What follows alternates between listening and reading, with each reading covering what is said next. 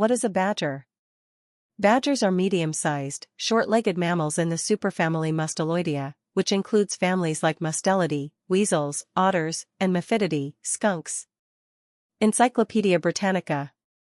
They aren't a natural taxonomic group but instead share a suite of adaptations, stout bodies, powerful limbs, and specialized digging traits. Life Science. Biology Insights.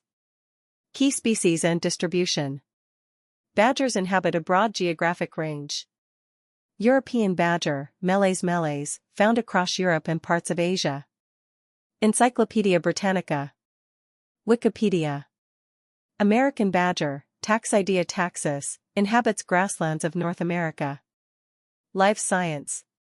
Henry Villa Zoo. Honey badger, Mellivora capensis, widespread across Africa and parts of Asia. Life Science. Biology Insights. Other species include ferret badgers, hog